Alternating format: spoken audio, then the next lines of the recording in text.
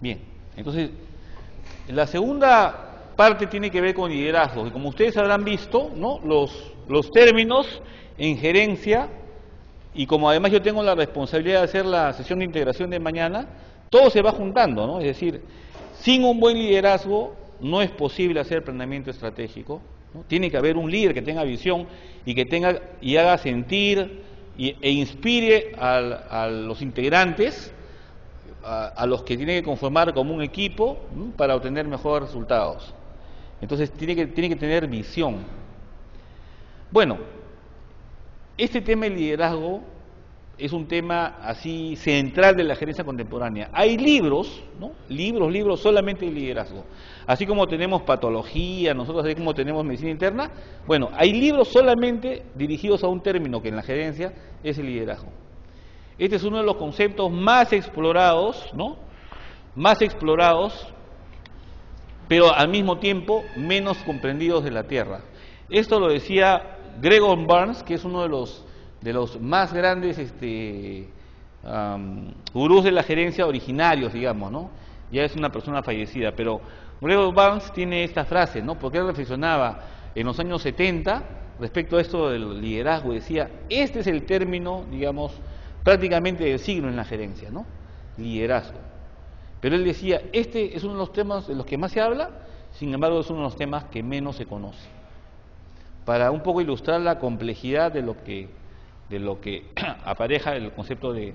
Y algo de eso tiene que ver, ¿no? Básicamente cuando nosotros vemos imágenes como las que estamos viendo acá, entonces una pregunta razonable es si son todos ellos líderes, ¿no? Y nosotros, bueno, en la cristiandad ciertamente Jesús de Nazaret es un líder, como en la caridad, ¿no? Y en el sentido humanitario lo es la Madre Teresa o Juan Pablo II, con su carisma, digamos, ¿no? Porque era un papa carismático en este caso, ¿no? Mucho más popular, mucho más querido, que mucho más afable que el mismo Papa Benedicto actual, ¿no es cierto? El Benedicto XVI. Mahatma Gandhi, digamos, ¿no? Que pudo movilizar a toda una nación en paz para obtener una victoria contundente, ¿no? Frente a un régimen que era opresivo para las condiciones de ellos, ¿no? O en la ciencia, pues, Albert Einstein, ¿no? Con la teoría de la relatividad. Bueno, acá tenemos a dos más cuestionables. Stalin y Adolfo Hitler, ¿no es cierto? Bueno, entonces una primera pregunta que surge es, ¿qué cosa es liderazgo? Con estas imágenes, la pregunta que nos podemos hacer es si que todos son o no son todos líderes. Cuando el liderazgo se define como la autoridad, digamos, ¿no? Que tiene una persona para que los demás le hagan caso, digamos, un poco todos podrían caer en esa condición, ¿no? Sin embargo, hay una diferencia fundamental. O sea, no se puede sentir que la Madre Teresa de Calcuta obligase, digamos, a las monjas de su congregación, ¿no? A que la secundasen en su esfuerzo de ir a los sectores más deprimidos de él, ¿no? Y ayudar a las personas más míseras, enfermas y desvalidas, digamos, que había en la tierra en ese momento. Y eso es lo que hacía la Madre Teresa de Calcuta, y lograba que muchas, digamos, monjas, ¿no? Se adhiriesen a su congregación a hacer la misma actividad que ella hacía, que era trabajar con los seres humanos más miserables de la tierra, ¿no? Miserables en el sentido de su condición humana, miserables en el sentido de las enfermedades que los aquejaban, pero ella trabajaba con quienes nadie quería trabajar, ¿no? O el caso de Gandhi, digamos, no obligó a nadie, ni mataba a nadie para que hiciesen o lo secundasen, ¿no? En sus deseos de lograr la liberación de su patria. En cambio, en el caso de Stalin y de Hitler, la historia, ¿no? Es elocuente en el término de documentar las atrocidades que cometieron para lograr la obediencia, ¿no?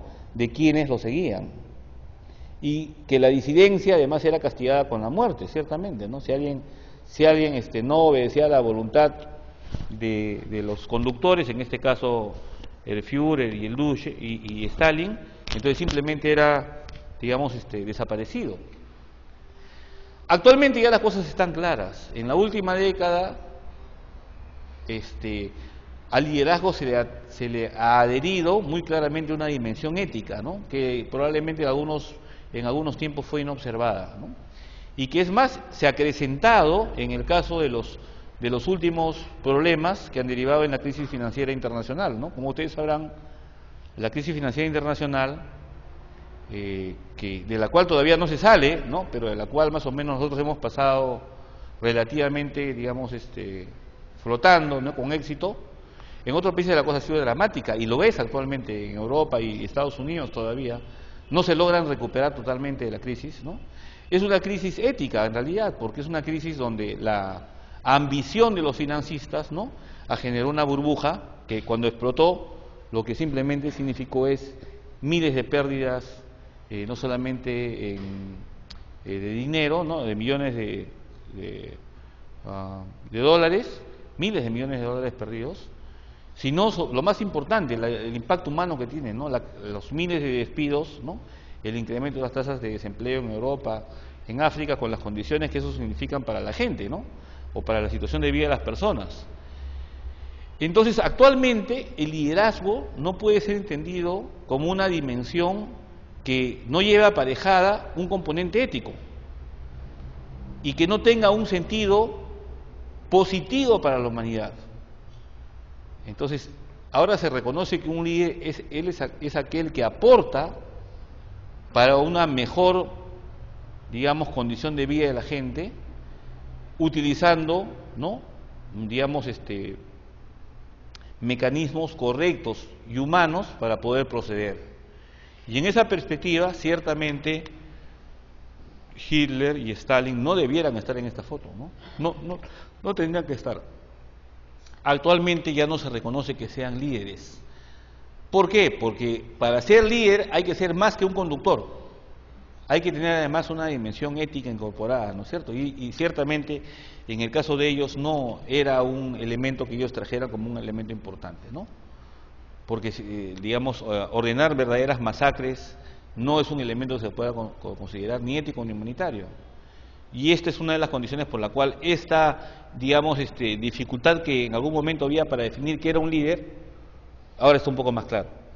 Es decir, el concepto sigue siendo oscuro, sigue siendo confuso, pero por lo menos ya hay algunos aspectos que están permitiendo, digamos, ¿no?, ordenar qué es lo que se puede considerar o no un líder. Bueno, acá tenemos, dentro de lo que es una perspectiva visionaria, ¿no?, Gates, justamente, ¿no? Bill Gates ciertamente es el líder de la industria, digamos, informática, porque él inspiró, digamos, ¿no?, a partir de una visión que tuvo. La visión de Gates, que él la declara en su libro Camino al Futuro, es que en cada casa existe un computador, ¿no? Entonces él decía, para que esto sea posible, porque anteriormente cuando se genera el periodo de desarrollo de software, lo que habían eran grandes máquinas, ¿no?, y no se pensaba que ninguna de esas máquinas pudiese entrar en una casa. Nadie se le ocurrió además de que pudiera haber un proceso de miniaturización, digamos, ¿no?, hasta generar, por ejemplo, una laptop. No se creía posible eso. Es más, nadie pensaba de que era posible que uno de esos aparatos estuviera en la casa de alguien. Pero Gates sí la vio, ¿no? Gates dijo, yo sé que de acá a unas décadas, en cada casa va a haber un computador. Y por lo tanto hay que tener algo que haga que ese computador funcione, ¿no?, que ustedes saben que es el sistema operativo. Y ahí está. Y los resultados son los que él ha obtenido. Es otro caso de liderazgo también, el caso de Gates, ¿no? Bien, entonces, un poco, el líder es aquel que tiene la capacidad de inspirar, ¿no?, que otros lo sigan, ¿no? Los líderes tienen seguidores. Los seguidores son los que construyen, digamos, de alguna forma el liderazgo, ¿no? Uno no puede ser líder solo. Un líder sin seguidores es un loco, ¿no? Uno que se cree líder.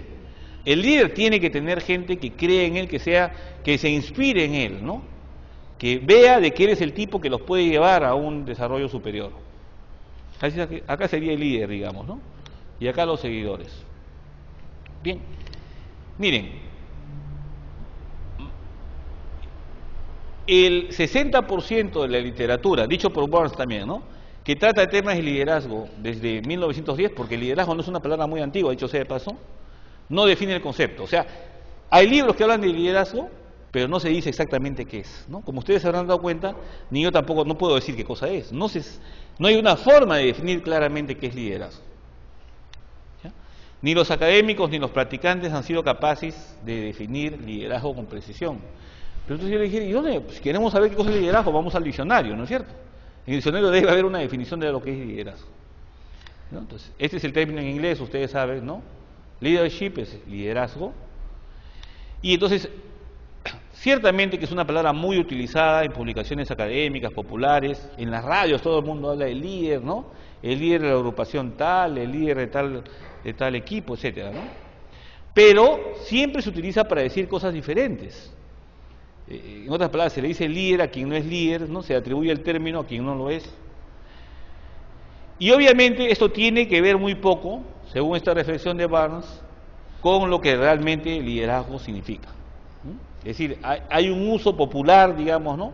Amplio en medios especializados, medios radiales, medios televisivos, etcétera, pero no necesariamente se usa adecuadamente el concepto, ¿no? Acá, por ejemplo, estaba haciendo yo una revisión hoy justamente porque hace unos años también hice lo mismo, este esquema, y miren, hace exactamente 3 años, había menos de la mitad, cada cifra que ustedes ven acá, pues esta es una cifra de ahora, del día de hoy, mejor dicho, había la mitad, exactamente, digamos, la mitad, 40% de lo que hay ahora. Es decir, simplemente esto sigue creciendo, ¿no? Obviamente sigue creciendo. Entonces, si uno pone búsquedas liderazgo por ejemplo, en Google, uno va a encontrar ahí en Google 7.440.000 sitios donde existe el término liderazgo. Es una cantidad de información increíble, ¿no? Liderazgo en español, ¿ah? Ustedes saben que Internet fundamentalmente es en inglés, ¿no es cierto? Pero si uno pone en español, ahora hay un montón de páginas en español, ciertamente, ¿no? Igual, si en Yahoo yo pongo liderazgo, me salen 33.900.000 sitios. Ahora, libros, les decía yo, no artículos, no revistas, no sites, sino libros sobre liderazgo. Para esto se puede utilizar cualquier, digamos, buscador de libros, o en el caso de libros, ¿no? Ustedes saben de que hay una empresa que se llama Amazon, que vende por internet todo, a nivel mundial, ¿no es cierto? Entonces es la gran librería internacional que hay. Entonces en Amazon puse yo hoy día liderazgo y me salieron 792 libros. Hace 3 años habían 340 más o menos. Y en Líder habían 560 libros en español, en el Amazon. Ahora hay 1.166 libros, ¿no? O sea, se ha duplicado en 3 años la cantidad de libros sobre liderazgo en español. En inglés la cosa es monstruosa simplemente, ¿no? Si uno pone en inglés leadership, o sea, liderazgo en inglés, no salen 33 millones, sino salen 778 millones de sitios. Y si ponemos en Google, salen 142 millones de sitios. Entonces, obviamente acá tienen para nadar toda su vida, o para navegar toda su vida, y nunca terminar, ciertamente, ¿no? Por la cantidad de información que hay. Y libros en inglés, miren la cantidad acá, en español hay 792, pero en inglés hay 57.865 libros que venden en esta librería Amazon, ¿no? Y sobre el término líder hay 45.306 libros en inglés. Entonces, ya se imaginarán ustedes la importancia del término, ¿no? Para que hayan libros que solamente hablen sobre liderazgo en esta cantidad, es un tema clave, ciertamente, ¿no? De la gerencia. Bien, ¿de dónde viene el término liderazgo? Porque liderazgo no había en el siglo XVII, por ejemplo, ¿no? Ustedes dirán, siempre ha habido líderes, pues, ¿no? Pero no, el término, ¿Napoleón era un líder? No podría decir que sí, pero no existía el término liderazgo. El término liderazgo es un término que se acuña recién en el siglo XIX. Y deviene del inglés to lead, ¿no? Hacer, ir, guiar, mostrar el camino. Y en el caso del latín viene de ducere, que es empujar, guiar, conducir, ¿no? Por eso que a Mussolini le decían el duce. Duce significa el conductor, justamente, ¿no? El líder, justamente, le decían el líder, le decían a Mussolini, ¿no?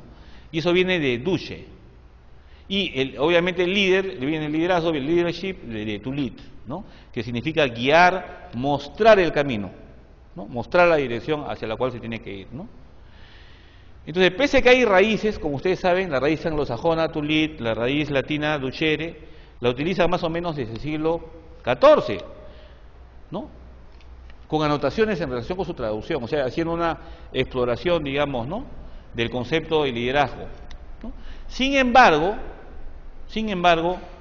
esta palabra no ha sido de un uso así difundido, sino hasta finales del siglo XVIII, ¿no? Entonces, 1800 y pico, etcétera. Recién a partir de allí, 1700, ¿no?, y 90, 1792 más o menos, ahí empieza a utilizarse ampliamente, ¿no? El concepto de liderazgo, entonces, no viene ni de las raíces, digamos, griegas primarias, ¿no?, sino que es una construcción realmente del siglo XX. Como les había dicho, en realidad es una palabra que tiene poco más de 100 años de historia. O sea, como concepto es un concepto nuevo, digamos, no es un concepto tan antiguo, ¿no? Las definiciones en los diccionarios, por eso les decía, claro, si uno no dice, ¿dónde es el concepto de liderazgo? En el diccionario. Las definiciones en el diccionario son vagas y son confusas. Si uno agarra 5 diccionarios diferentes, todos dicen más o menos lo mismo, pero nadie da con precisión un término. En otras cosas la cosa está bien definida, ¿no? Casa es una casa, pero hacer, por ejemplo, definir el concepto de liderazgo es más difícil. Definir dirección es más sencillo, definir liderazgo es más difícil. Bueno, entonces, generalmente los diccionarios consideran que liderazgo es un sinónimo de gerencia, ¿no?, o sea, la capacidad de lograr resultados, ¿no?, o de autoridad, pero liderazgo justamente no es autoridad, porque si dijéramos que liderazgo es autoridad, entonces Hitler sería un líder, y justamente lo que se ha aclarado en los últimos, como les decía, 15 años, es que si no está escrita la dimensión ética, no se puede hablar realmente de un liderazgo. Bueno, entonces los diccionarios simplemente han contribuido a la noción dando un conjunto de características, o sea, han contribuido a una teoría que se llama teoría de los rasgos. Vamos a verlo un poco más adelante. Pero habíamos dicho que liderazgo no es autoridad, ¿no es cierto? No es lo mismo decir liderazgo que decir autoridad.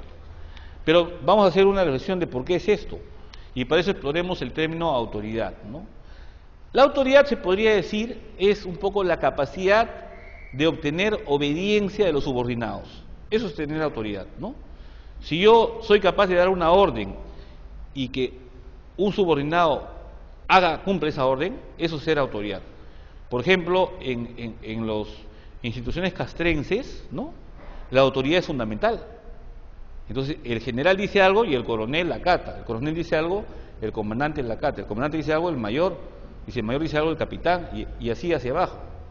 Y no hay capacidad muchas veces de poder decir no, porque es una orden. Entonces, si se quiere, la demostración más patente de autoridad se puede ver en una institución castrense, digamos, ¿no?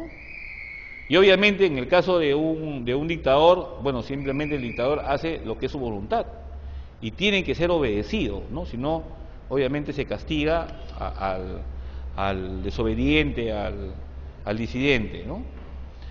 Entonces, hay dos tipos de autoridad, sin embargo, ¿no? Hay una autoridad formal, que es la autoridad que está acompañada de los diversos poderes inherentes al cargo, ¿no? Entonces, si alguien, por ejemplo, lo designan jefe de una unidad, automáticamente adquiere autoridad, ¿no? Es la autoridad formal, ¿por qué? Porque es la persona que, por la dirección del hospital ha sido encargada de esa jefatura. Y por lo tanto es el jefe, ¿de acuerdo? Esa es la autoridad formal, la autoridad propia del cargo. ¿Quién es el jefe? Tal persona, tal apellido. Todos saben quién es el jefe. Eso es muy diferente de ser líder, como ustedes se darán cuenta, ¿no? La autoridad formal le da liderazgo a una persona. La autoridad formal solamente le da la responsabilidad del cargo. Si esa persona no sabe, digamos, persuadir a los miembros de su equipo que hagan lo que él le parece que debe ser, ¿no?, para conducir su gestión de una forma determinada, entonces simplemente es una autoridad que no tiene liderazgo. Y es más, ni siquiera le hacen caso muchas veces. Hay también, sin embargo, otra autoridad que es la informal, ¿no? A veces en una institución el jefe no es el que más pesa, en otras palabras, ¿no? sino que hay otra persona que por sus cualidades personales, por su carisma, por su trayectoria profesional, por el respeto que se sabió ganar a sus semejantes, esa es la persona que realmente le consultan y le hacen caso.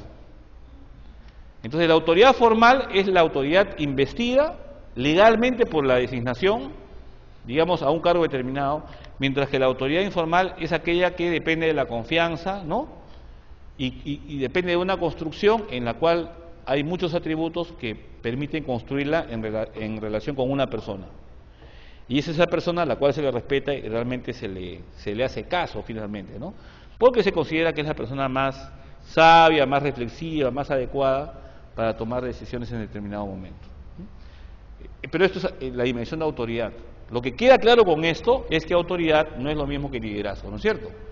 Quizá más bien en el caso de la autoridad informal hay más posibilidades de ser líder, porque justamente se ha ganado el respeto de los otros integrantes de la organización donde trabaja.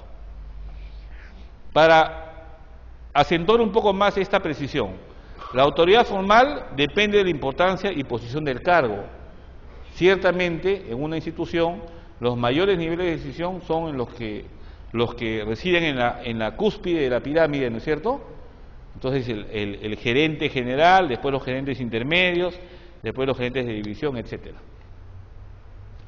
Mientras que la autoridad informal tiene su fundamento en la credibilidad, o sea, creen en la persona, en la confianza que inspira, en el respeto que se ha ganado y en la admiración incluso que pueden sentir por él los otros integrantes del equipo, ¿no? Bien, entonces acá las bases del poder son personales, la reputación, el carisma, el esfuerzo personal, y acá las bases del poder son el cargo, ¿no? Que va a depender de qué tan alto se ubique en la escala, ¿no? Entonces con esto creo que queda claro que autoridad es diferente del liderazgo, ¿no? El liderazgo es otra cosa, es una capacidad de motivar, de hacer que sea seguida la persona. Entonces, la pregunta es si la condición humana permite que el líder sea una persona que atraiga simplemente porque es el líder, digamos, porque es el más bueno, el más noble, el más visionario. Eso no siempre ocurre. Ya ha habido estudios sobre esto, ¿no? Y la pregunta que suscita la investigación sería esta, ¿no? ¿Por qué el grupo sigue al líder? La pregunta es, ¿qué cosa es lo que hace que un líder sea seguido? Y la respuesta es esta, ¿no? Que en realidad responde a la resolución de una ecuación de intereses. En realidad, cuando la gente sigue a un líder, ¿no es cierto?, la sigue por lo que dice acá, porque al grupo, al colectivo, a la organización, al país, le conviene lo que el líder propone. Cuando no sucede esto, ¿no es cierto?, solo queda la función de la autoridad formal. Es decir, la motivación que tiene una persona para seguir al líder es que sienta que ese líder lo va a poner en una mejor condición, ¿no es cierto?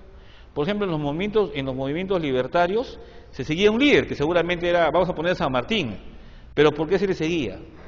Porque con eso se consideraba que se conseguía la independencia, ¿no es cierto? Entonces, cada pueblo que sigue a un líder, cada organización que sigue a un líder, lo sigue porque sabe que con él sus condiciones, digamos, de vida, de economía, de desarrollo, van a ser mejores, ¿no? En los casos de los líderes caritativos, humanitarios, las personas piensan que de esa forma, digamos, su cumplimiento, ¿no?, con, digamos, su deidad, con Dios, etcétera, va a ser mejor, es decir, va a ser más noble, va a ser más bueno. Es decir, siempre es una ecuación de intereses la que hay.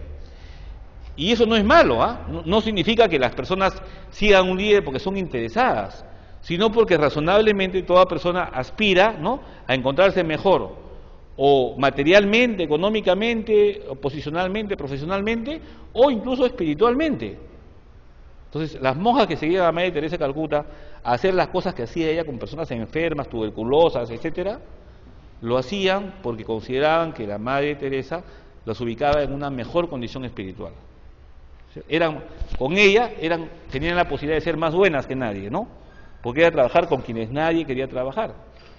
Es una buena reflexión para entender por qué esto de acá no significa simplemente una cuestión mezquina, sino que es algo realmente importante, ¿no? Se tiene que tener una sintonía entre lo que el líder piensa y que lo que las personas aspiran, ¿ah? Y eso no es malo. Bien, miren, acá es esto. Este es Heifetz, es uno de los profesores de gerencia de la Universidad de Harvard. Y por ejemplo, Heifetz, en relación con el liderazgo, dice lo siguiente, ¿no?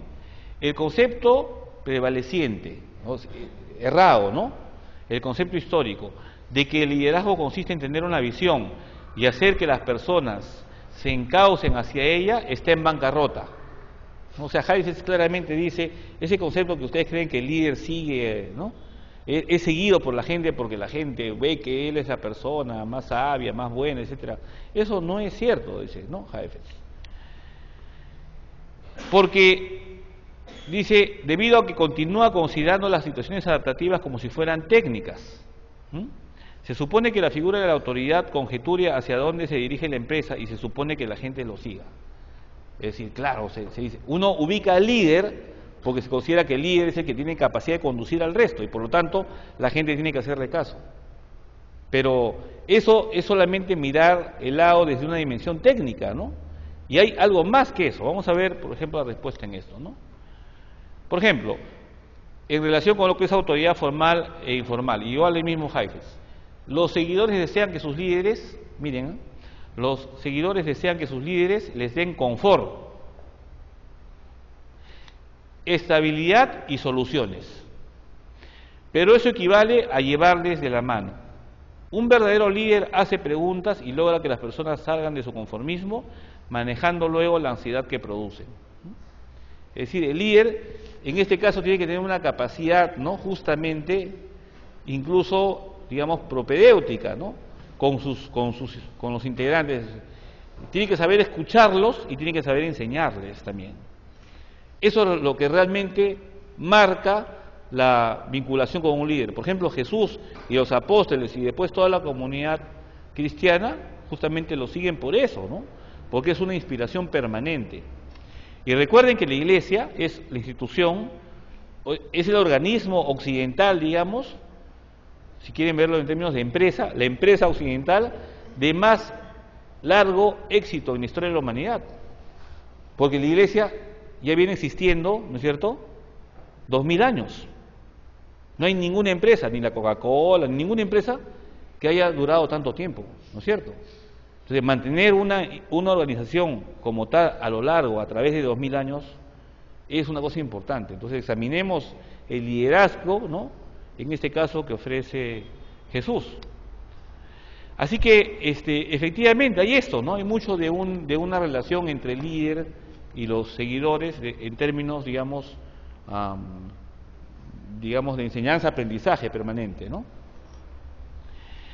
Pero hay además otra teoría, les decía que los diccionarios contribuyen a esto dando características que sumadas, ¿no?, dirían, bueno, un líder es aquel que tiene carisma, ¿no?, es aquel que habla mejor, aquel que es capaz de convencer a la gente, ¿no?, es el más espiritual de todos, es el más bueno de todos. Eso de ahí simplemente son atributos, pero que no definen lo que es realmente el liderazgo.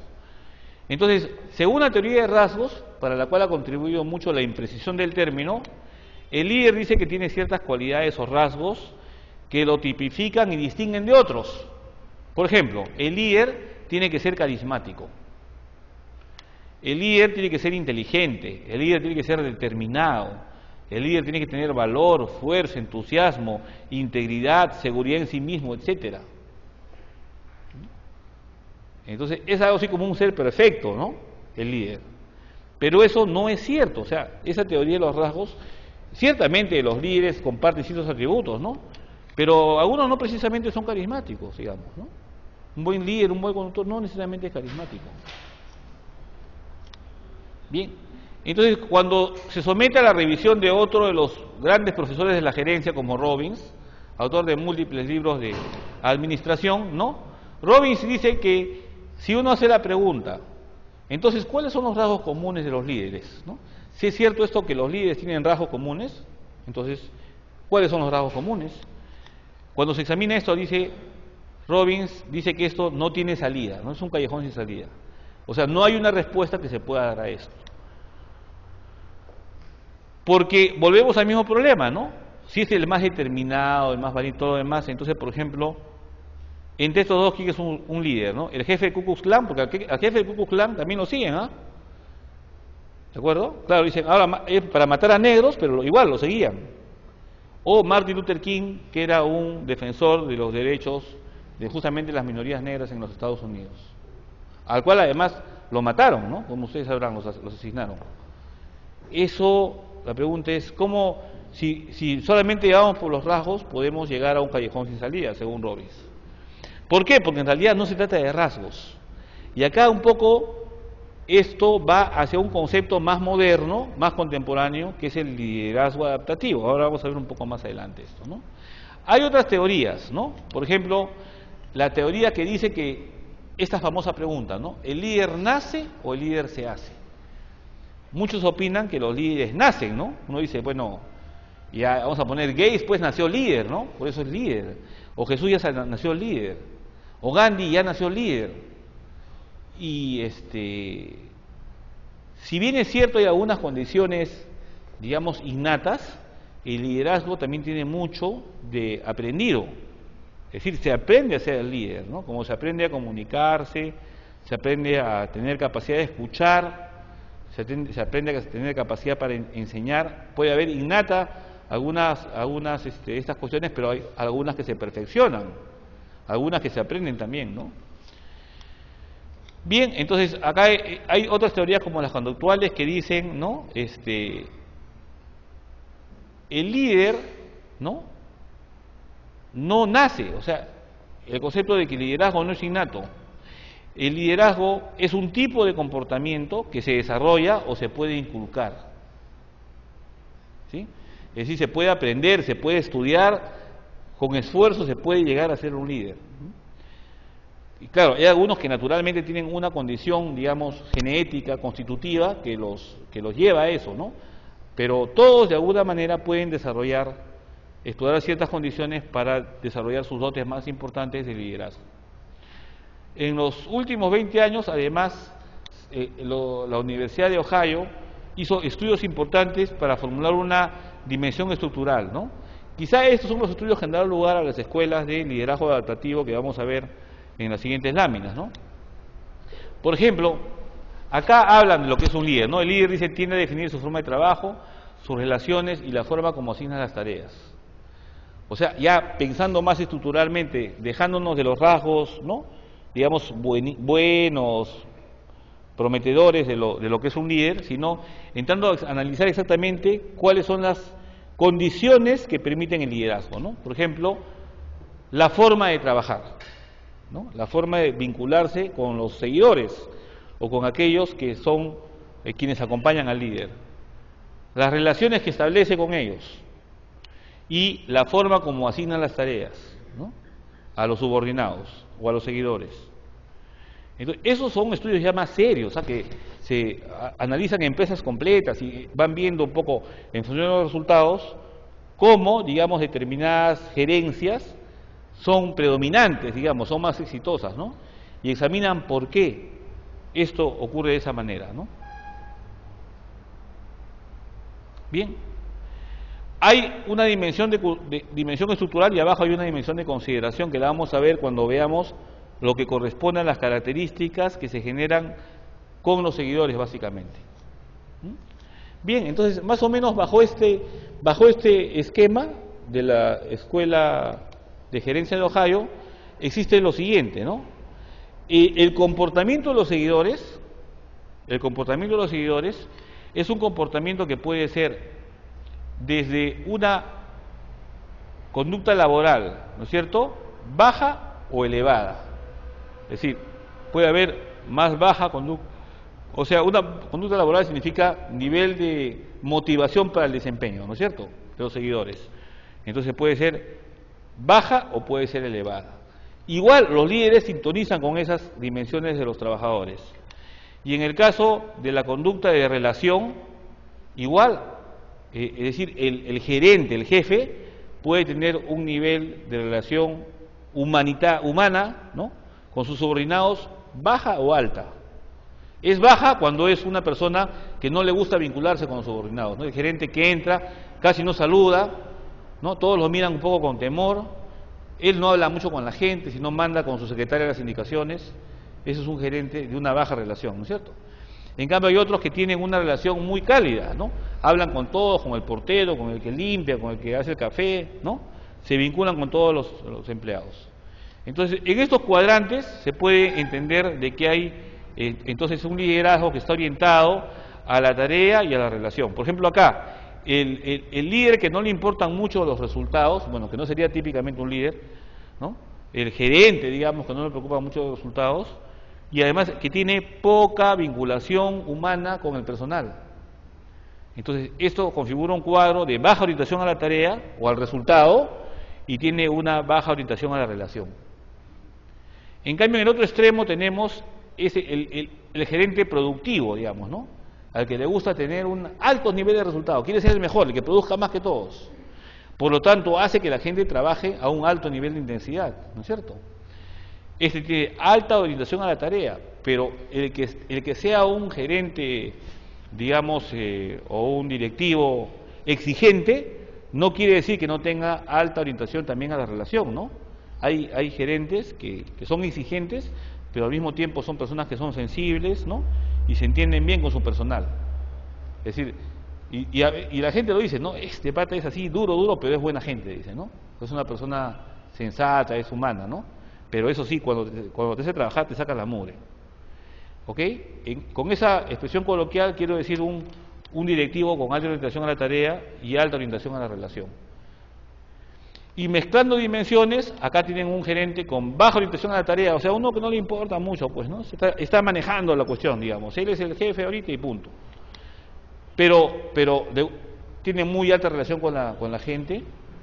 Y acá tienen ustedes una persona muy exigente, pero con una baja orientación a la relación. O sea, esto es lo que le llaman, pues, tiranos, ¿no? Usted es el que da órdenes, no le importa mucho que la gente lo quiera o no, sino que es un poco así, exigente, ¿no? Simplemente exigente. Bien, entonces, estos son los estilos de gerencia o de liderazgo o de dirección, si quieren ustedes, ¿no? Este de acá se llama estilo directivo.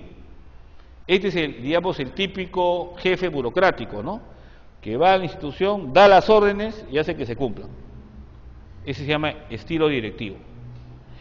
El que tiene alta orientación a la tarea, o sea, le interesa que hayan resultados importantes, pero al mismo tiempo tiene un buen nivel de relación con su gabinete, digamos, ¿no?, con la gente que trabaja con él, se llama líder consultivo. Esto, o sea, no dirige y no decide él solo, sino que tiene la capacidad de juntar, digamos, ¿no?, a los integrantes más relevantes de su entorno y con ellos discute las decisiones que se van a tomar. Ese es el líder consultivo. Tercero es el líder persuasivo. El líder persuasivo es el que tiene, miren ustedes acá, baja orientación a la tarea, es decir, los resultados, pero tiene alta orientación a la relación. Este es el gerente, el líder, el que le llaman buena gente, ¿no? O sea, llama a todos, pues, le dicen, oye, tu área no está produciendo mucho. Sí, pues, doctor, que hay problemas. Sí, yo sé que hay problemas. Bueno, pero haz tu mejor esfuerzo, pues trata de hacerlo, ¿no? O sea, busca persuadir, busca convencer así de buena forma. Este de acá no le diría, oye, le dice, o lo haces o te vas, ¿no? El directivo no le importa, a él le importa el resultado, no le importa lo que la gente piense de él. En cambio, el persuasivo le importa más que la gente diga, bueno que es, ¿no? Aunque en realidad no le hagan caso. Ese es el estilo de dirección persuasiva. Algunos, si ustedes ven, algunos jefes o directores que habrán visto son así, ¿no? Son más buena gente que realmente jefes. Acá están los jefes. Y acá están estos son más difíciles de encontrar, ¿no es cierto? Los consultivos, ¿no? Porque son personas más seguras, más afirmadas. Bien, y hay finalmente los delegativos. El delegativo es ese jefe que no está orientado a la tarea, no le importa ni el resultado ni la relación. Es decir, deja que todos hagan lo que quieren, cada uno, él no le importa también, ¿no? Está en su dirección, se encierra ahí y no le importa mucho, ¿no? Bien, hay estos 4 estilos de gerencia, que al mismo tiempo son 4 estilos de liderazgo, ¿no? Porque estos son los resultados de los estudios de Ohio. ¿Y por qué es importante esto? Porque finalmente lo que dicen ellos es que el liderazgo en realidad es adaptativo, es un problema de adaptación. Es decir, no, dice, un verdadero líder en una organización no puede cultivar solamente un tipo de liderazgo. O sea, no puede ser ni directivo, ni persuasivo, ni consultivo, ni delegativo, sino que tiene que manejar el liderazgo en función del grupo de personas con las cuales está trabajando. ¿Y por qué? ¿Por qué lo dice? Porque vamos a pasar estas dos para ver el esquema final, ¿no? Esto nos va a aclarar un poco más, después retrocedemos. Ustedes tienen, ¿no es cierto?, el estilo del gerente, ¿no?, que habíamos visto, alta orientación a la tarea y baja orientación a la tarea, ¿no? Alta orientación a la relación y baja orientación a la tarea. Entonces, este es un tipo de liderazgo, ¿no es cierto? Es decir, no le importa mucho el resultado, le importa mucho la relación. Eso se llama persuasivo, ¿no es cierto? Este de acá es alta orientación a la tarea, alta orientación a la relación. Estas son las dos cosas, a la relación y a la tarea. Entonces, este de acá es el directivo, ¿de acuerdo? O sea, es el que da órdenes y se cumplen. Este de acá, hágame caso, pues hagan su mejor esfuerzo, ¿no? Acá tienen baja orientación a la relación, ¿no es cierto?, y baja orientación a la tarea, delegativo. Que hagan lo que quieren, no le importa nada. Bien, lo importante es entender que el estilo de gerencia o el estilo de liderazgo que se impone tiene que ver mucho con la conducta de los empleados, es decir, lo que se llama con el nivel de madurez del subordinado. Si la persona, ¿no es cierto?, es muy inmadura, o sea, tiene un bajo nivel, ¿no es cierto?, un bajo nivel de desempeño, entonces es algo así como, este de acá requiere instrucciones precisas, ¿correcto? O sea, a él efectivamente hay que darle órdenes, ¿no? Porque acá no se trata él simplemente es una persona, vamos a utilizar un término coloquial, flojo, un personal que es flojo, ¿no?, que no le gusta hacer. ¿Qué queda con esta persona? ¿Queda consensuar con él, llamarlo así? O es darle la orden, porque tienen que obligarlo a que cumpla su responsabilidad. En el caso de él hay que ser más jefe, digamos, ¿no? Mientras que cuando la persona tiene un nivel de manejo maduro, ¿no es cierto?, entonces acá lo que corresponde es justamente una persona que tenga alta orientación a la relación, pero baja orientación a la tarea. ¿Por qué? Porque la persona no necesita que le den órdenes. Ya de por sí esta persona va a desempeñar sus tareas solo. O sea, en otras palabras, es una persona responsable. Entonces, a él no hay que darle mucha importancia, digamos, a la tarea, porque la persona la va a desempeñar sola. Con esa persona lo que conviene es cultivar una alta orientación a la relación, ¿no es cierto? O sea, hay que saber recompensar el esfuerzo porque uno sabe que esa persona está motivada, hay que mantener su motivación.